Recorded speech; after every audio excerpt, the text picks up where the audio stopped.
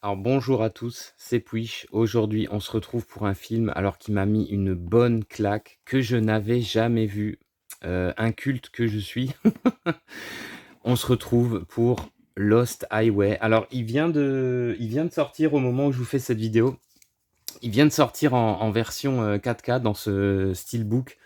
Alors, la 4K est magnifique, hein, le film il est vraiment, dans son plus bel écrin. La boîte, moi je la trouve superbe, l'affiche comme ça, le visage, le bas du visage de Bill Pullman, de Patricia Arquette, donc les acteurs principaux, hein. L'autoroute comme ça, ça c'est un plan qu'on verra souvent.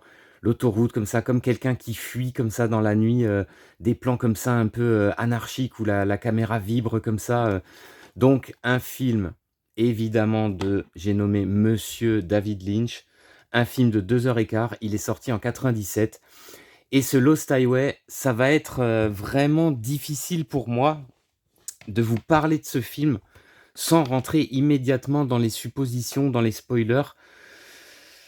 L'histoire est assez étrange, très étrange, hein. Globalement, tout le film, c'est extrêmement étrange. Je pense que c'est un des films qui est le plus sujet à, interprétation de Lynch. Autant pour Mulholland Drive qu'il a fait après, je vous ferai aussi la critique de ce film, hein, qui est une tuerie, hein. Pour Mulholland Drive, il y a une explication. Je trouve que pour celui-là, on peut en trouver des tonnes. C'est assez différent. Donc, de quoi ça parle? Alors, si je dois vous résumer simplement le début du film, on va suivre le personnage joué par Bill Pullman. Donc c'est Fred Madison. C'est un joueur de saxophone. En gros, on le voit dès le début, hein. Il est pas bien dans sa vie, il est pas bien dans son couple, donc il est, avec, le personnage joué par Patricia Arquette, qui est, Alice Wakefield. Patricia Arquette qui a un double rôle dans ce film. Elle jouera 2 personnages différents et en fait, on sent que leur couple, bon, clairement, c'est pas ça. Lui, tous les soirs, il va jouer du saxophone, donc il est pas là. On sent qu'il pense que sa femme le trompe. En tout cas, on sent qu'il y a un malaise dans le couple et pour ne rien arranger, ils vont se mettre à recevoir des colis étranges qui contiennent à chaque fois une cassette vidéo. Sur cette cassette vidéo, on va voir un mec, enfin, on verra personne, mais on comprend que quelqu'un filme leur appartement, puis quelqu'un filme l'intérieur de leur appartement jusqu'à leur chambre, puis quelqu'un filme quelque chose d'autre de très grave, donc ils vont appeler la police. Il y a des inspecteurs qui vont les surveiller. Et je peux pas vraiment en dire plus, parce que ça, c'est le tout début du film, on va dire. Je vous ai résumé à peu près les 20 premières minutes du film, mais je peux pas vraiment en dire plus. Tout ce que je peux dire, c'est qu'il y a un énorme retournement de situation. À partir d'un moment, on a l'impression de partir complètement sur autre chose, même si on a Patricia Arquette qui revient dans le rôle d'un autre personnage. Et pour la conclusion, on revient sur, l'histoire de base, on va dire. Et voilà, je peux pas vraiment en dire plus. Tout ce que je peux dire, c'est le film, il a une ambiance incroyable, les acteurs sont au top. Alors, en termes d'acteurs, on a les 2 personnages principaux qui sont tout simplement excellents. Moi, Bill Pullman, c'est un acteur que je trouve très charismatique, même s'il cabotine un peu. Dans le rôle, je trouve, il est parfait du mec, complètement paumé, qui se dit: «Mais putain, qu'est-ce qui se passe? Qu'est-ce qui m'arrive?» Patricia Arquette, elle est excellente en espèce de femme fatale, elle a un rôle, franchement, elle a un rôle dans le film, elle est vraiment excellente. Mais on a d'autres acteurs. On a l'acteur, donc on a Balthazar Getty, qui a un rôle extrêmement important, qui joue Pete Dayton. Il joue un jeune mec comme ça qui travaille dans un garage, qui va se retrouver, lui aussi suivi par la police pendant presque, toute sa partie où il est dans le film, parce qu'il lui est arrivé un truc complètement dingue. Il va avoir une aventure justement avec le second personnage joué par, Patricia Arquette.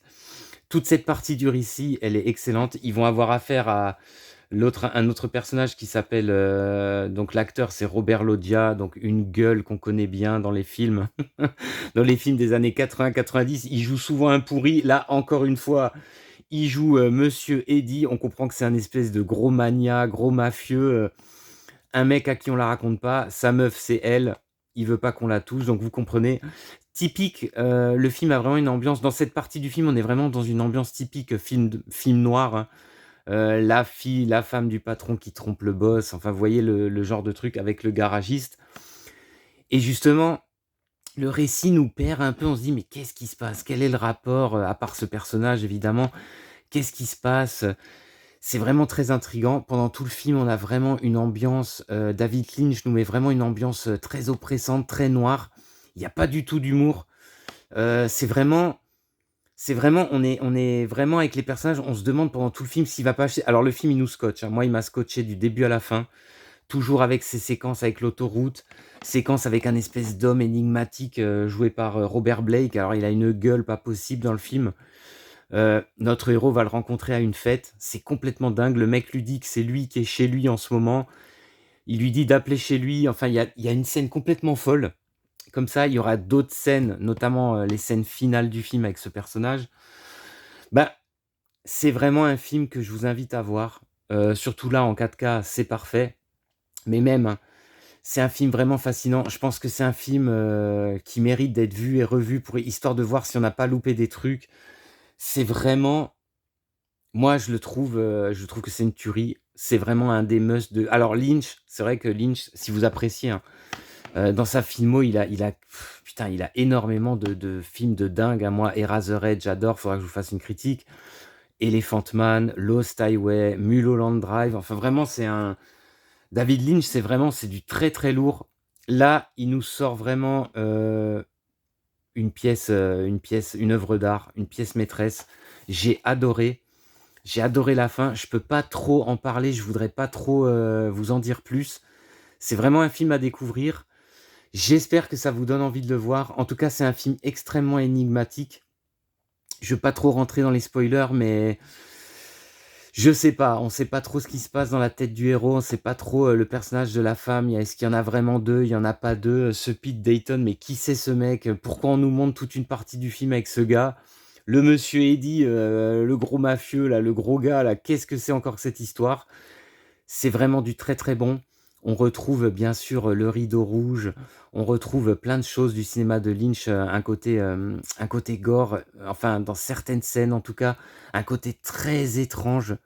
Vraiment, un côté peut-être, pas que maladie mentale parce que justement il y a pas une explication claire et nette de ce qui se passe. En tout cas, c'est du très, très bon à voir et à revoir. Moi, je pense un classique du cinéma américain. Lost Highway, c'est une valeur sûre et je vous dis à plus pour de prochaines vidéos.